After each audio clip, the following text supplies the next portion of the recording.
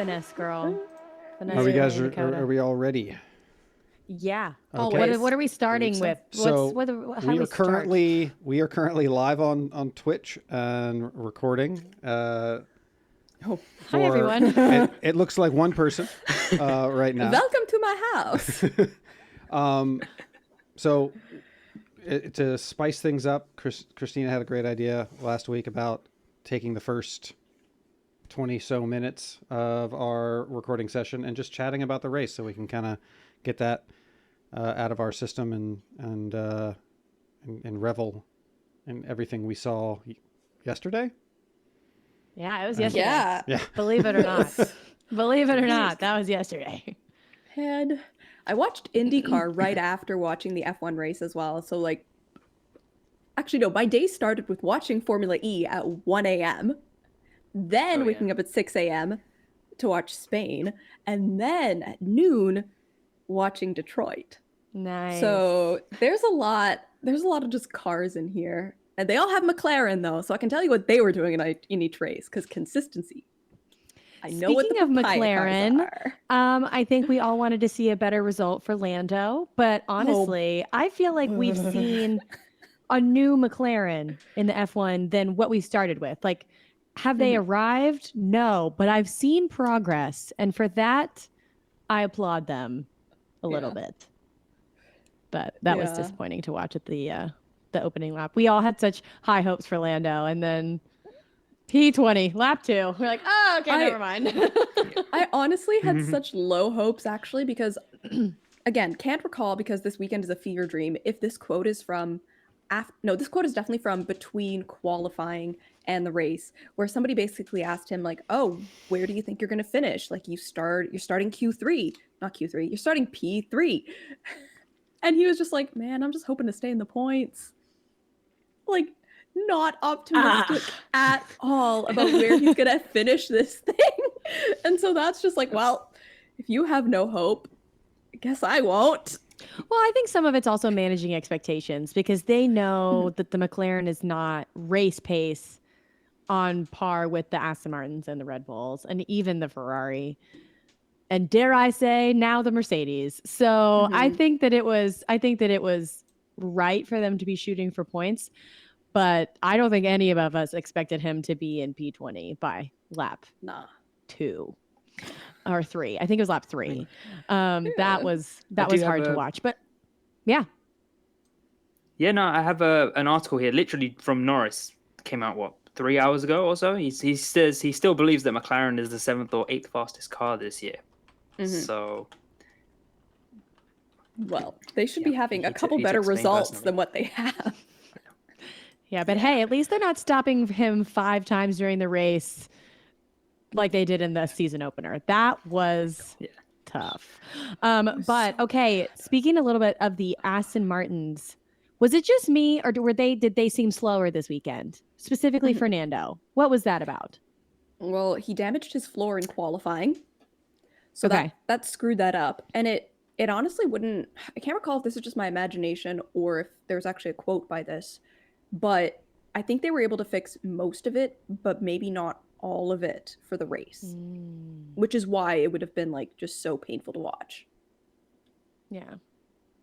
Also, did anybody else see that close-up of the gravel and how big and chonky it was this time? The rocks are huge. My husband was like, you can't even call that gravel. Those are boulder traps. Those are boulder traps. Like, they were little asteroids. Like, they were huge. Like, what the heck? Where are they feeding the rocks in Spain? Can we change our name to that? The boulder trap. Boulder trap. The boulder trap. Yeah, the boulder trap. But seriously, everybody was getting out of, like, nobody got stuck in the gravel traps this weekend because the rocks weren't impeding anybody, which makes me begs the question, should they all be boulder traps then? Because it serves the purpose of slowing them down for safety reasons, but it doesn't take them out of the race. Except it kind of took Fernando out because they were so big, it actually damaged the car because they were just punching through the floor. This is a quote I am sure about. Mike Crack radioed one of his engineers or mechanics and was like, how does the floor look? And the response was, what floor? it was just gone. Apparently, there's this giant gaping hole in the bottom of it. Is what they made it What? sound like, which is like there's none left. Poof, That's no nuts. floor. Yeah. So that might have been what was wrong with the Aston Martins for sure on Saturday. Maybe carrying over a bit onto Sunday. Yeah. Yeah. Definitely. Mhm. Well, One thing that yeah, I was gonna say, Sorry, Ibrahim, go how's it being accepted over in the UK? What are all the people over in the UK saying in terms of in terms of just responses from the race? from the race, well, I think in the UK we're pretty Lewis, Mercedes, Brit-Sadies dominated, shall we say? So, yeah, we're enjoying it. You know, first double podium. We're like, we're back in it. Can we catch Max? And obviously, seeing Lewis quite re-energized as well in terms of motivation is really really nice to hear. So yeah, I would say everyone's quite happy actually in terms of the progress that we've made. We were looking at, you know, we made a massive step up. We're now faster than the Astons. We were, when I say we are, I'm not Mercedes, but You are Mercedes. we You are look Lewis at Mercedes. Hamilton. Yeah, maybe we don't talk about that. But generally, like we're quite happy to see, you know, Mercedes. We were comfortably the second fastest car, you know. So yeah, things are looking up. The team is re-energized as well, and so are the fans. So we're happy to see our boy Lewis, you know, happy again. Mhm. Comfortably 18 seconds behind Max.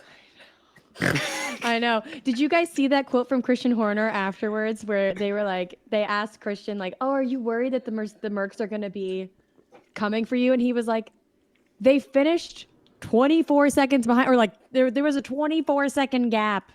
I'm not worried." And I was like, ugh. He said it. Yeah.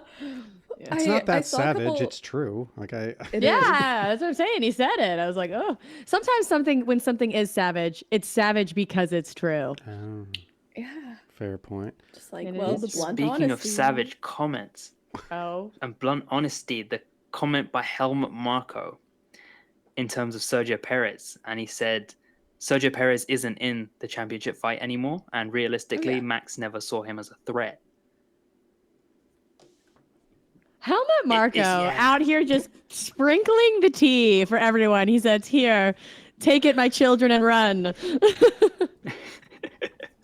Yeah, it's very brutal. I mean, we're only what eight rounds in out Yeah. of 20, 22, 23 to say that. Mhm. Very brave, but Ouch. yeah, I think there is some element of truth in it. One of our Yeah. viewers is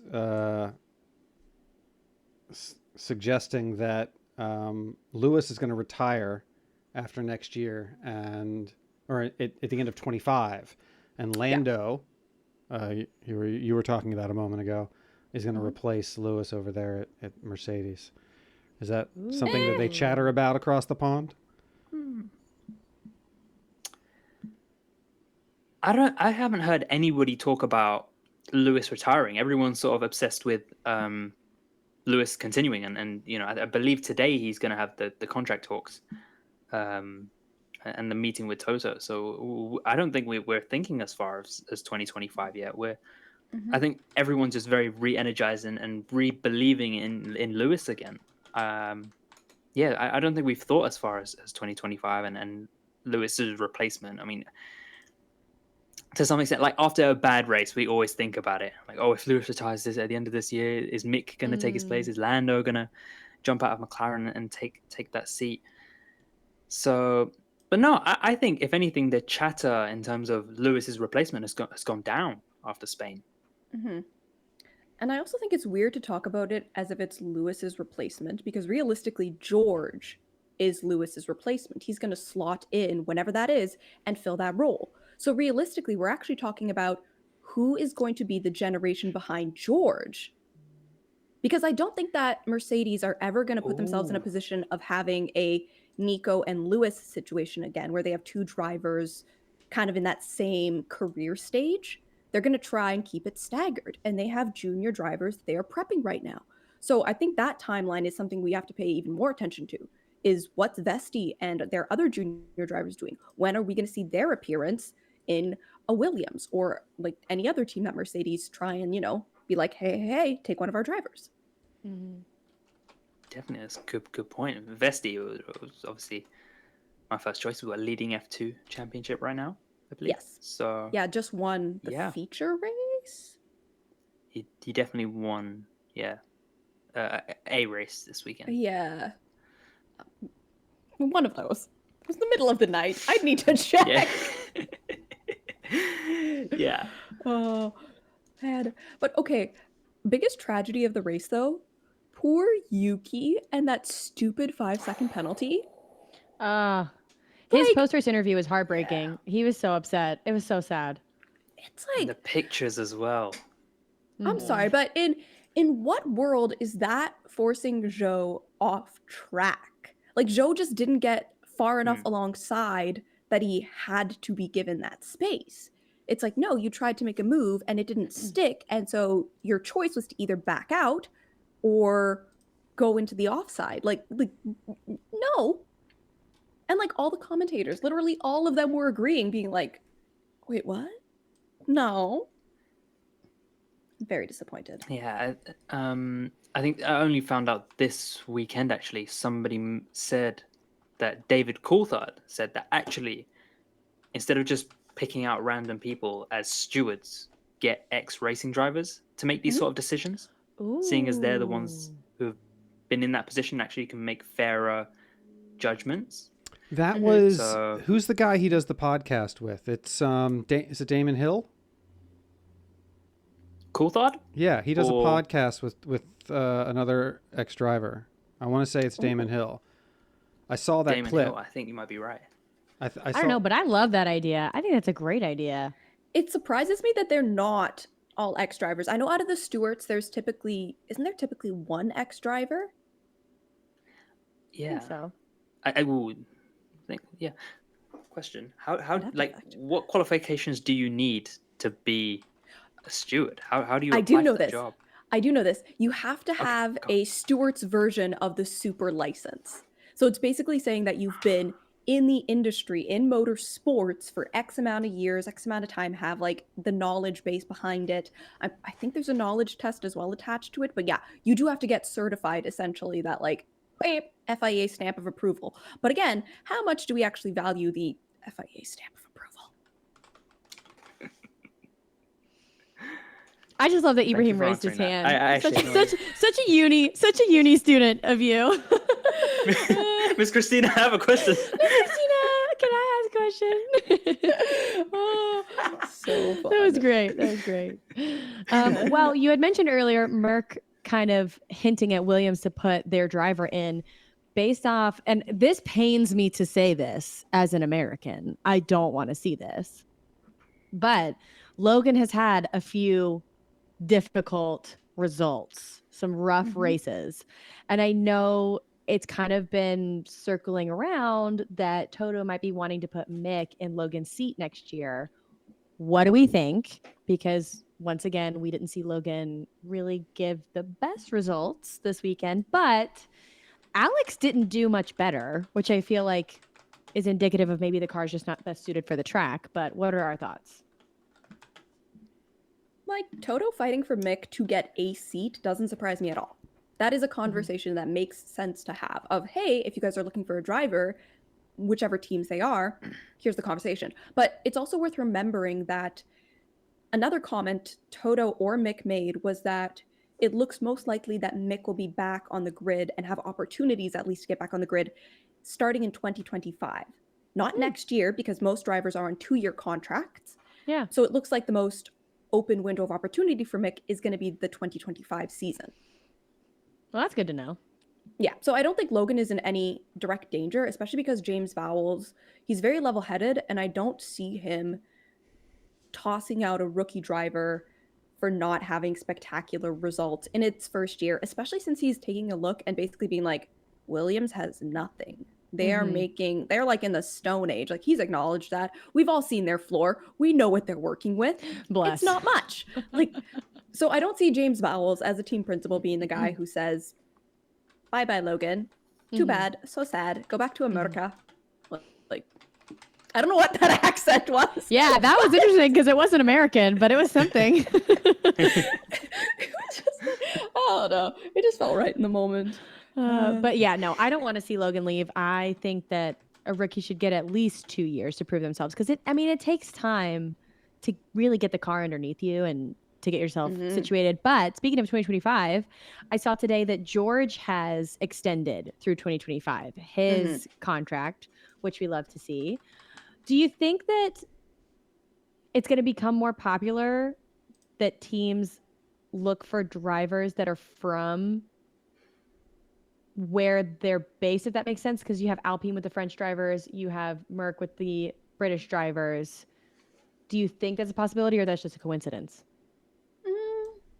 I think it's like order of priorities, right? Of just priority 1, get the best driver. Priority 2, if you can get like the choice between 2 drivers that are an equal par and get the one that aligns with your brand and is going to be helpful to getting sponsors and that money through the door. I think it's a tier 2 priority kind of a thing. Yeah, makes sense. Definitely. You look at this is ages away, 2026. This partnership between Aston Martin and Honda, and obviously there's a bit of Japanese influence now in Aston Martin. There's already conversation with Ayumu Iwasa or Yuki Tsunoda coming to Aston as well. Yeah. So yeah, evidently people just mentally make that connection. So Yeah. Yeah, Makes sense. evidently there is some sort of influence. Man, Yuki would look good in that green. Just Do saying. we think they'll ever get rid of Lance Stroll at Aston Martin? Because it's clear that Fernando is significantly better. It's all they've been talking about, at least in our echelon of punditry, all over social media and podcasts and stuff. I don't think they'll ever get rid of Lance Stroll. I think at one point Lance will conveniently decide, I'm ready to move on to something else. Interesting. So regardless of what happens behind the scenes in that awkward conversation, I think it'll be publicly presented as Lance is choosing to leave. That's a good way of putting it. Yeah. Very I mean, good they way. would never say that they were getting rid of him, but No, but things always leak. Like, that's the thing, is you do have to listen to the whispers, and it's kind of just like, how tightly could they keep what actually happened under wraps? And this Yeah. is one of those things where I do think they could possibly keep it very, very tight of who actually knows what that conversation was. Because you need a lot fewer people in the room for that conversation, I think. true. Definitely. True. Yeah. All right. Well, what else happened in the race? I mean, I feel like a lot of it happened. Oh, I feel like I saw a lot of people pitting early, like at lap 10. A lot of people started going into the pits around lap 10. And then I think they brought in Charles on lap like 12 or 13 when he was on the hards. And I was like, what are we doing? Man, He was the Ferrari. Go ahead. Yeah, no, sorry. Yeah. Yeah, so Y'all I are so believe he polite. was just complaining about the no grip. We're British, we have to. Ah. Yeah. But yeah, he said he was complaining that there was no grips. These hards are rubbish. Yeah. So they took him off. Yeah. I think But, they realized the interestingly, short or the softs were stretching far longer than they expected, and decided, all right, Yeah, well, we can 'cause- wait till the end for those. Yeah. Yeah, 'cause track definitely, temperature because was lower. typically they don't track temperature is lower exactly because the softs usually just melt in Barcelona because it's too hot. But yeah, they were able to stretch that out. So later on in the race, I know when Charles had to stop again, he asked for softs, but his team wanted him to go to hards, and Charles says, no, let's go for softs. And then Xavi said, box. And then when he was in the pit lane, he said, we're gonna go for hards.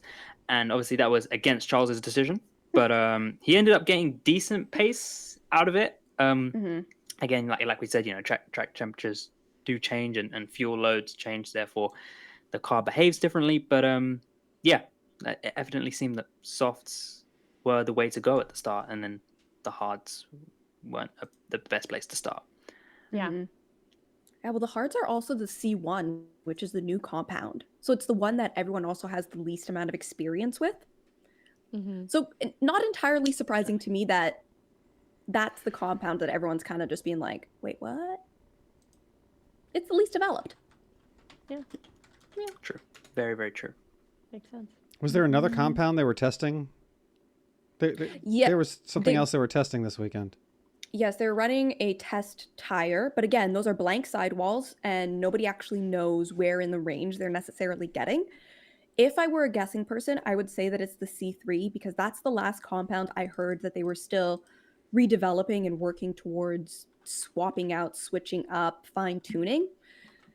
But they usually don't just bring one compound for the teams to test. They usually spread out a couple different versions of either the same compound or just a range of different things. It's usually not the same compound that everyone is being given. And is that for the test compound? Is that for next year, or is that for the redevelopment that's coming for Silverstone? Do you know? Don't know about that. They haven't publicly stated, that I saw at least, what they were testing this particular one for. Well, this is all for like the no blanket era, right? Yes. It's all moving that way. yes. Yeah. Which It's got to be. Is a It's got to be choice. next year then. Which, if they have tire blankets they want to get rid of, they can send them my way because I would love to have one on a cold day, man. Big fan of the tire warmers. I'll be a tire if you need me to be one. man, I'm assuming you've seen the interview where it was Matt and Tommy back when they were in the WTF 1 days, and they interviewed Yuki, and they said, "What's your favorite thing about F1?" And he just goes, "Tire warmers."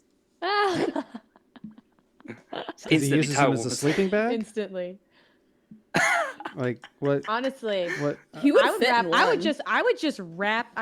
wrap like a burrito, and plug it in, and my I'd say good night. Don't talk. That's to me. the merch they should be selling. Honestly.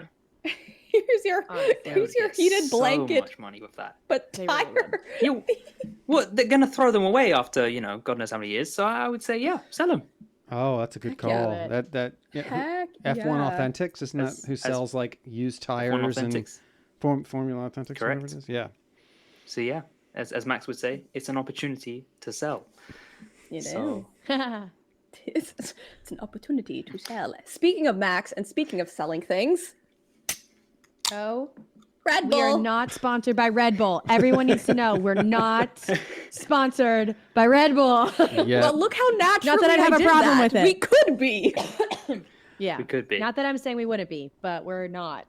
At Red Speaking Bull, of- if you've seen this, just feel free to hit Buck up. Yes. We need some wings, Red Bull. Give us wings. Speaking of I will technology, put them on the cat. Christina texted before we started here today and about yeah. did anyone watch the new Apple product launch today? Their wearable VR I saw clips. I saw AR bits and device? pieces with like the contact sharing and some of the new features, but not about this AI The visual VI. thing. Spatial Yeah. computing is what they're calling it. And the only reason it comes up in this conversation is that for like 3 seconds during the presentation, they implied that the, I guess the Alfa Romeo car was used to, like they used this technology to help design the Alfa Romeo car.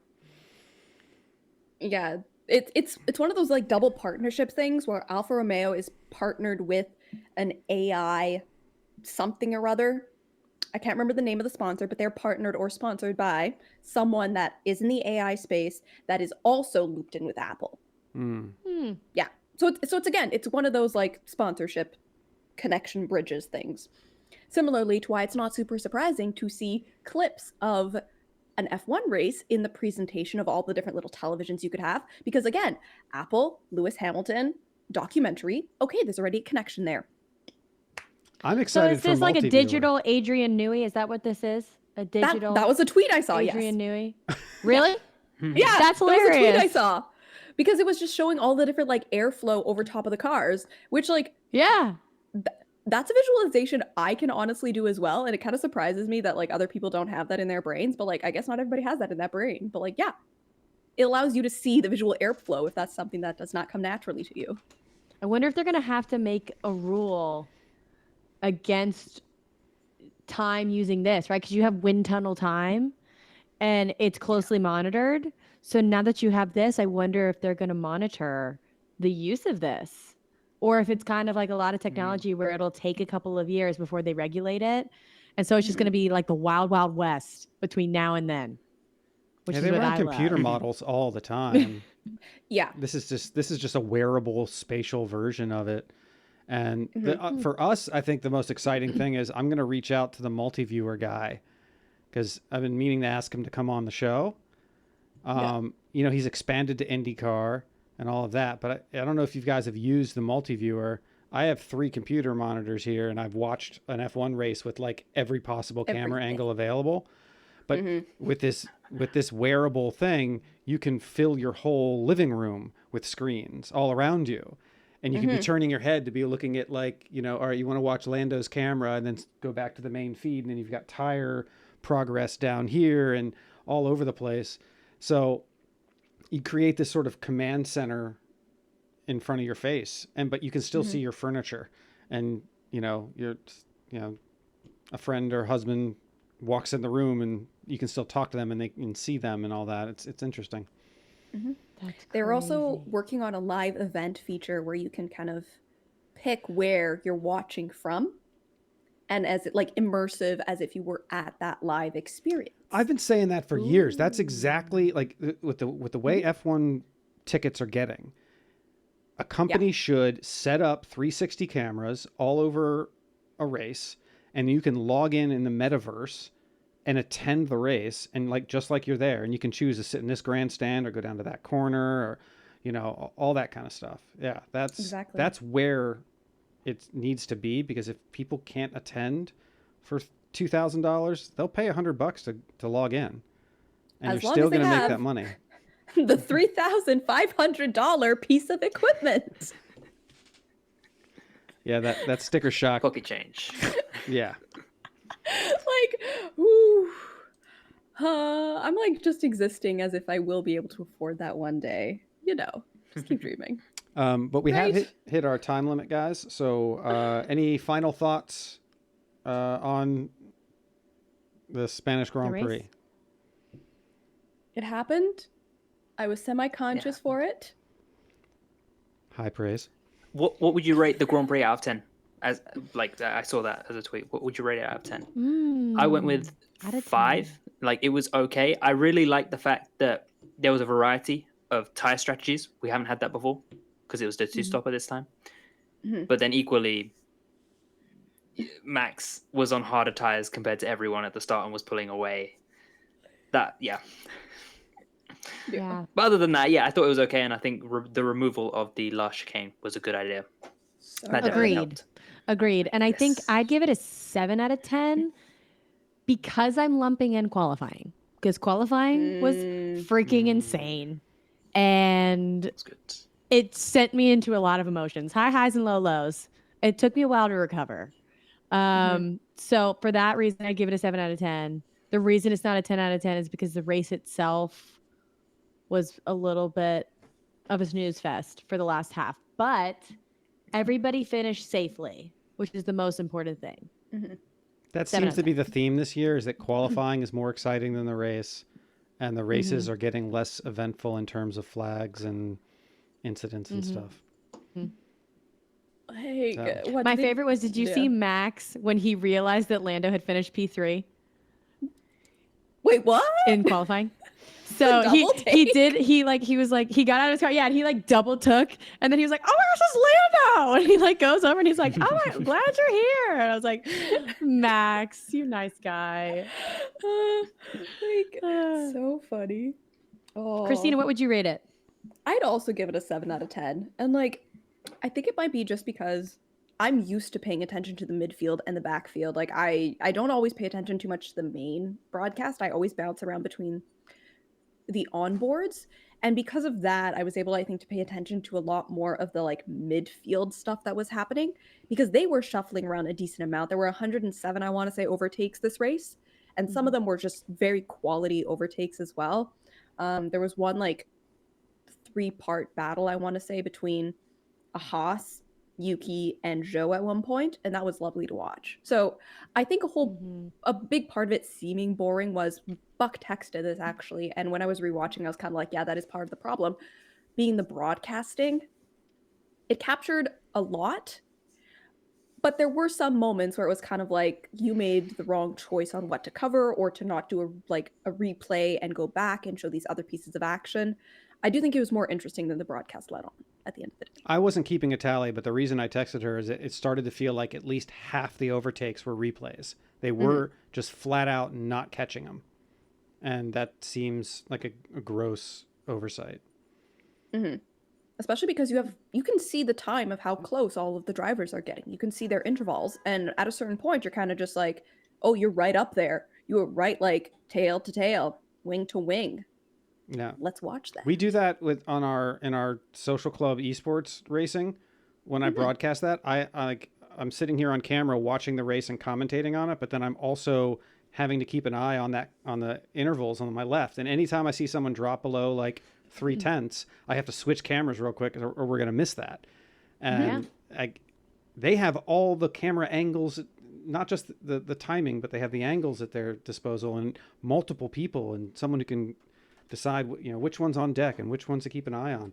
So there's no real excuse for it. It feels like it's getting worse. And F1, hire Buck as a producer to come in and run the weekend broadcast. I will miss you guys dearly if that happens. You're not bringing us with you? I'm Send us gonna. a postcard. He's like, bye. Set you up, bro. I thought you were just trying Just to set pawn you me up. off on This is some the other thanks. entity. You're like, we can handle this. You take Buck. Buck was like, cool. See you guys. And Good you know what? see ya. I think it would be actually so funny for like a mock production kind of a thing of Buck just putting clips up, and then we have to try to commentate on it. Because I can tell you, from me commenting on Mario Kart when we do play, I'm a hoot and a half. We've got a race tomorrow night. You guys can just Oh my gosh. watch we can stream the race and you guys can commentate it. It's I don't know my that you want me goodness. commentating your race. Don't threaten me with a fun time. Oh my Caroline. gosh. It's like I think it's like 9:00 your time though. I'm an old lady. I'm in bed by that time. Man, tomorrow's Cheap Seats movie night. I don't know. That's a tight one. Yeah. All right. Well, thank you for our handful of viewers who tuned in. And one of them actually commented, D-Master commented and said he thinks F2 and F3 were actually 10 times better. Did anyone actually watch the support races? I watched the highlights and they were very cool. Yeah. Very cool. Yeah, All right. it's on my to-do list is to watch those. I'm always behind on those. All right. Well, thank you for tuning in, everybody. Thanks for hanging out with us. And we'll probably...